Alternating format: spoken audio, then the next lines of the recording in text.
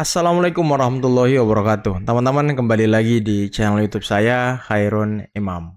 Nah, ini ada video yang sangat luar biasa, yang sangat menarik untuk kita simak bersama-sama di mana Profesor Stella Christy, Wakil Menteri Pendidikan Tinggi, Riset dan Teknologi, ternyata sudah melakukan penelitian terhadap dampak positif dari makan bergizi gratis terhadap tumbuh kembang anak dan juga kecerdasan anak, teman-teman. Program unggulan dari Prabowo Subianto yang kemarin banyak sekali dicibir, dinyinyiri oleh oposisi, oleh anak-anak ABA dan segala macam, teman-teman. Dan ternyata ya dampaknya sangat luar biasa, teman-teman. Selain itu, Profesor Stella Christy juga menjelaskan banyak hal di video ini, termasuk bagaimana meningkatkan kualitas pendidikan tinggi, bagaimana cognitive science itu, bagaimana disiplin ilmu yang digeluti sekarang seorang Profesor Stella Christy, teman-teman. Dan ternyata beliau ini menjelaskan sangat mudah dimengerti, sangat gamblang, tidak bertele-tele, teman-teman. Ya, tidak seperti Rocky Gerung mungkin ya. Yang kalau menjelaskan itu ya pengen terlihat pintar aja, bukan pintar beneran, tapi pengen terlihat pintar, teman-teman. Sama kayak Refli Harun, sama kayak siapa lagi, teman-teman? Pakar IT itu siapa? Roy Suryo dan segala macamnya lah, teman-teman ya. Dan ya udahlah, teman-teman, kita nggak usah bahas mereka lah, kita bahas yang keren-keren aja sekarang, yang daging semua sekarang. Nah, sebelum kita masuk ke video Ibu Profesor Stella Christy, jangan lupa teman-teman like, subscribe, dan share. Dan tanpa perlu berlama-lama lagi, mari kita mulai videonya berikut ini. Waktu Pak Prabowo minta saya presentasi data, waktu itu saya memberikan data kepada beliau, penelitian tentang ya, saya memberikan data kepada beliau tentang program, waktu itu dibilangnya makan siang, program makan siang gratis.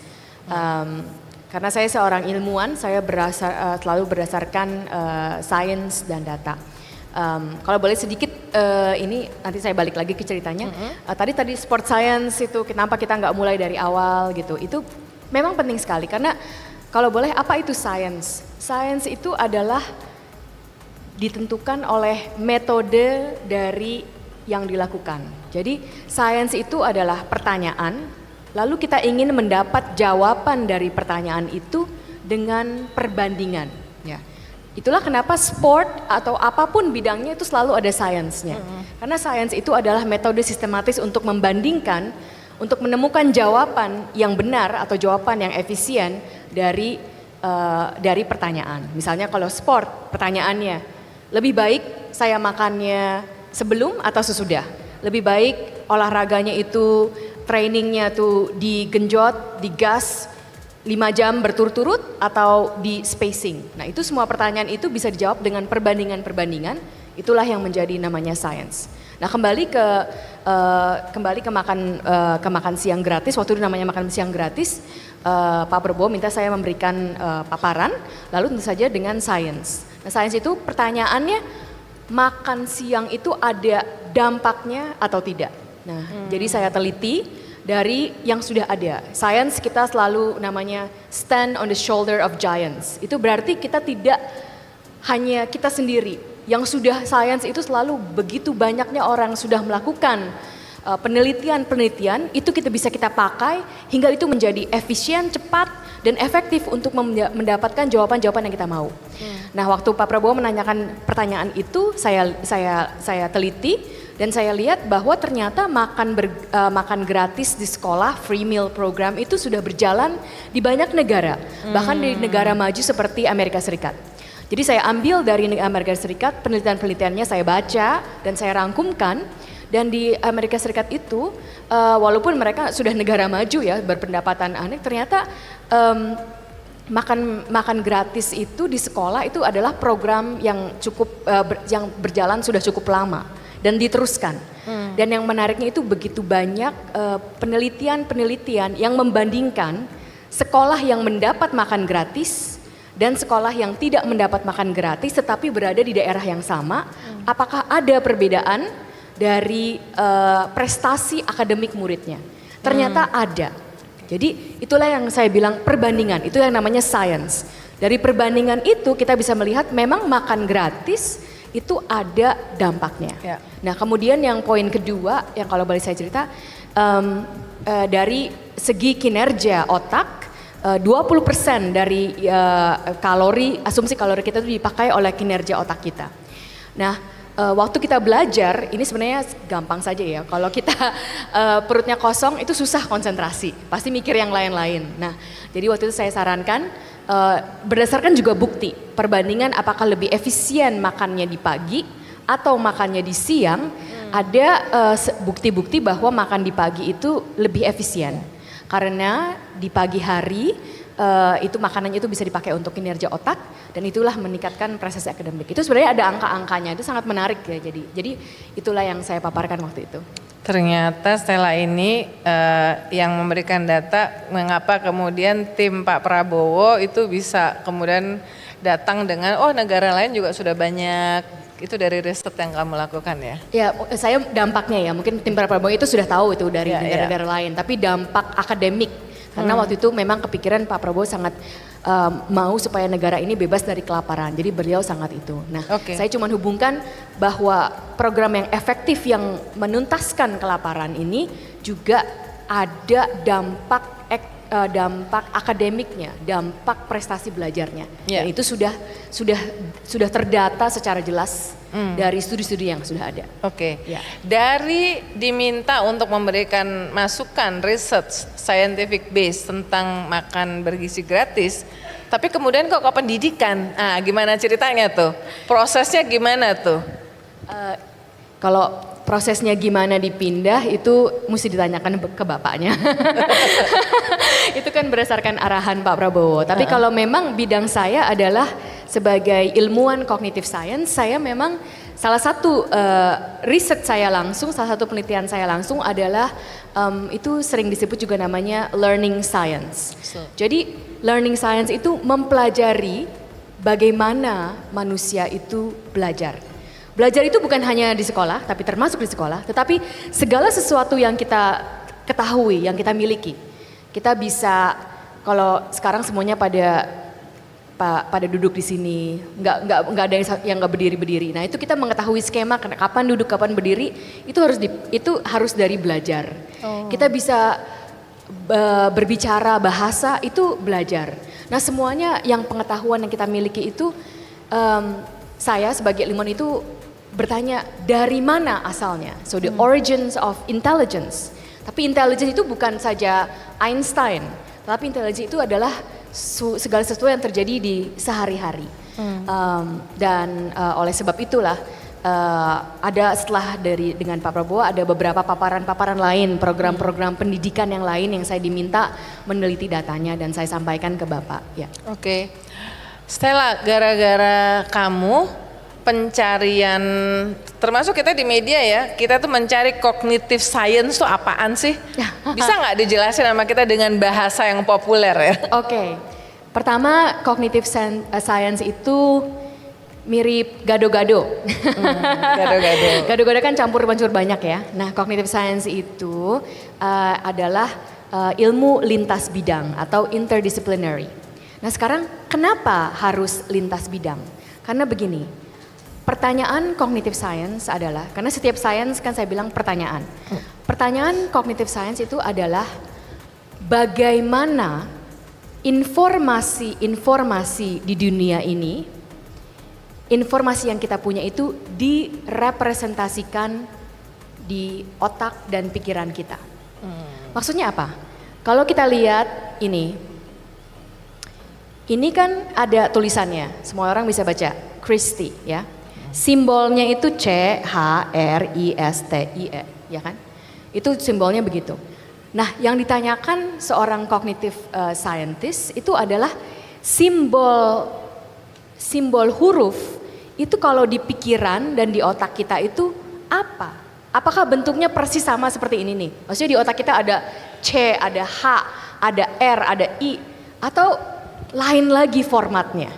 Ya, jadi kita sebenarnya metafornya seperti kayak di komputer ya. Kalau komputer itu kita keluarnya ya kita bisa lihat apa. Tapi sebenarnya dalamnya apa? Ya mudah, 0 and 1. Itu binary. Komputer itu semuanya 0, 1, 0, 1. Semuanya dari 0, artinya 0, 1. Nah, cognitive scientist itu menanyakan di otak kita itu bagaimana representasinya. Itulah cognitive science. Nah itu kenapa cognitive science itu harus gado-gado, campur-campur. Karena segala itu namanya information processing. Informasi yang kita punya, yang kita representasikan itu dari berbagai macam bidang. Dari bahasa, dari bagaimana kita membuat keputusan, hari ini pakai baju apa, kenapa pakai baju hijau, itu decision making, ya kan?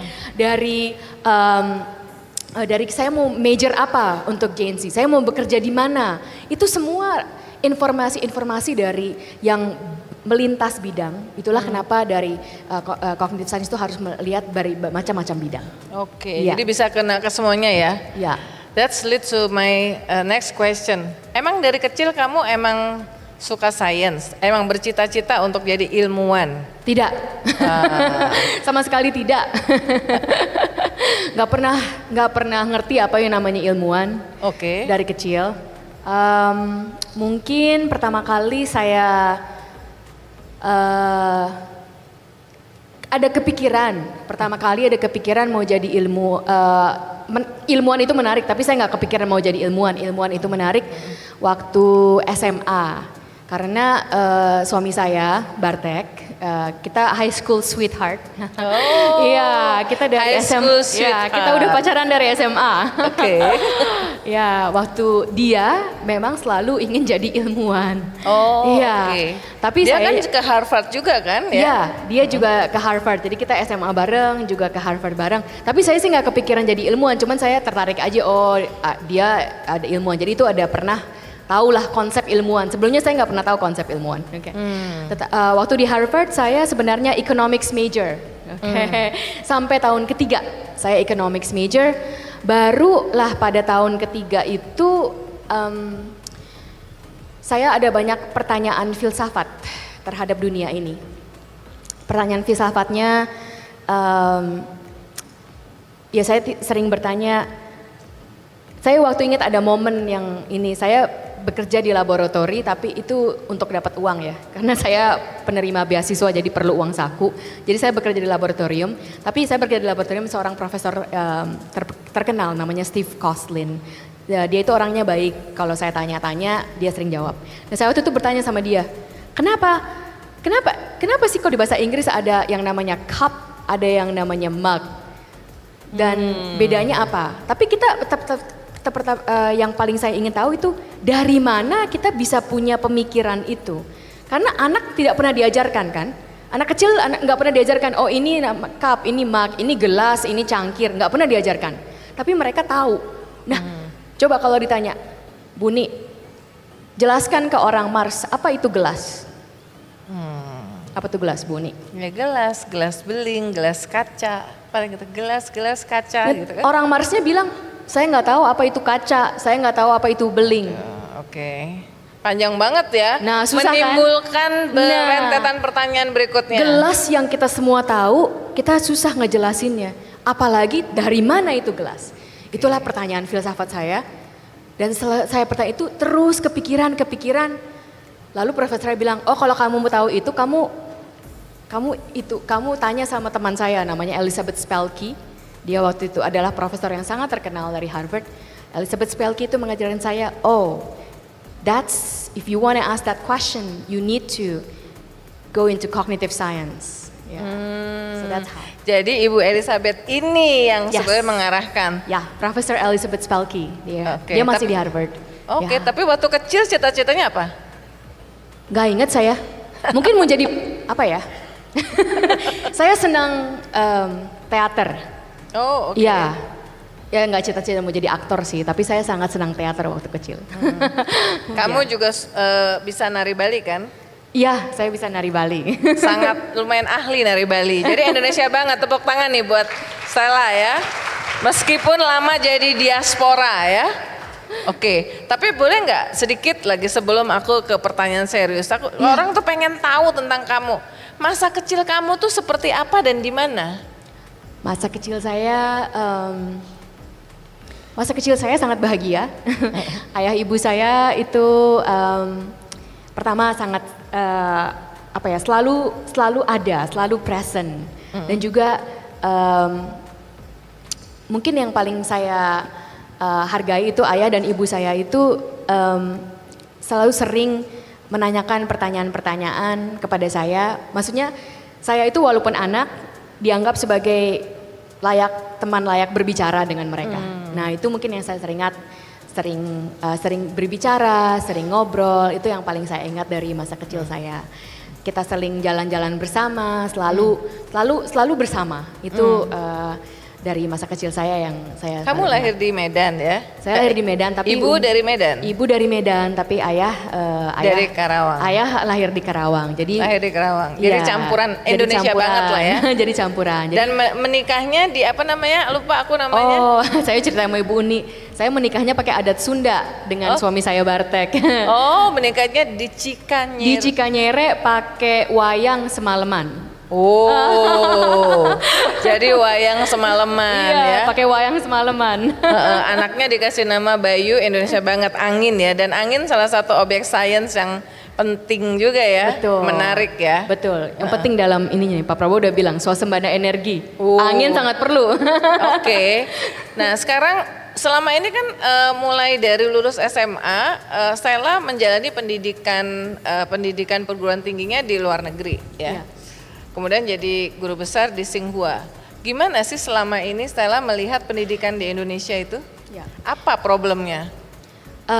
Mungkin sebelum problem kita mulai dari yang bagus dulu.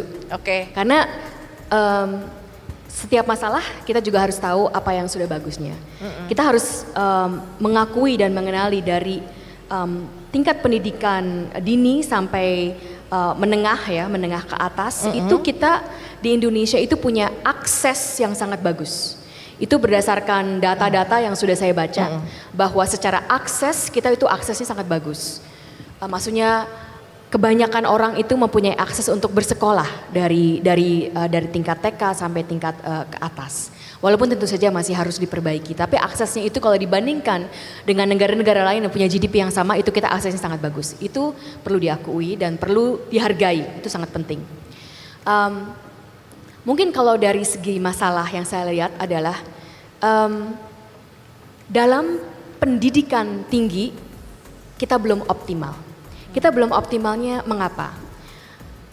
Pendidikan tinggi itu secara yang saya lihat mungkin di Indonesia masih kepikiran pendidikan tinggi itu adalah seperti glorified high school. Jadi SMA tapi lebih susah. Nah ini kalau saya boleh bercerita dengan kembali perbandingkan dengan sistem-sistem yang ada, karena saya bersyukur saya sudah mendapatkan sistem dari berbagai macam-macam ya. Jadi bukan ke luar negerinya, tetapi perbandingan dengan sistem-sistem yang lain-lain itu adalah tidak demikian. Pendidikan tinggi itu lain sekali dengan SMP dan SMA. Pendidikan tinggi itu adalah di mana knowledge, pengetahuan yang baru itu dibuat. Jadi seharusnya pendidikan tinggi itu kita belajar untuk mengeluarkan sesuatu yang baru. Jadi yang mengajar itu harus terus-menerus mengeluarkan yang baru supaya bisa mengajarkan kepada mahasiswanya inilah pattern-pattern pemikiran, pola-pola perbuatan yang harus digunakan untuk bisa mengeluarkan inovasi-inovasi baru, mengeluarkan pemikiran-pemikiran baru. Ya. Bahkan belajar yang sudah ada pun itu dengan tujuan, oh kita sudah tahu yang ini, tapi yang ini itu belum menjawab pertanyaan yang B, yang C. Nah itulah jadi pertanyaan yang B dan pertanyaan yang A sudah dijawab, tapi yang B, C, dan E masih belum dijawab. Itu kita belum ada. Satu kuncinya adalah di Indonesia akan masa sementara ini masih sulit ekosistemnya untuk para dosen-dosen kita aktif meneliti sambil mengajar. Itu perbedaan kunci antara sistem pendidikan tinggi Indonesia dan sistem pendidikan tinggi di negara-negara lain, terutama di negara-negara maju. Di negara-negara maju, dosen itu nomor satu adalah peneliti, pembuat inovasi-inovasi baru. Jadi kalau saya kerjanya itu hampir 65% sampai 70% itu meneliti. Saya aktif mengajar, tetapi nomor satu itu ada penelitian. Ini dampaknya bagaimana? waktu saya mengajar itu adalah menggunakan apa yang saya teliti. Karena kalau saya meneliti itu harus tahu yang paling frontier, yang paling baru. Itulah yang bisa saya sampaikan kepada mahasiswa saya. Jadi ilmu itu kan tidak baku, apalagi di universitas. Menengah SD itu memang harus yang dasar-dasarnya. Tetapi di universitas itu harus cara bagaimana kita bisa membuat yang baru. Nah inilah dengan adanya amanah ini saya akan berjuang keras untuk membangun ekosistem, memulai bahwa kita di universitas itu bisa yang baru.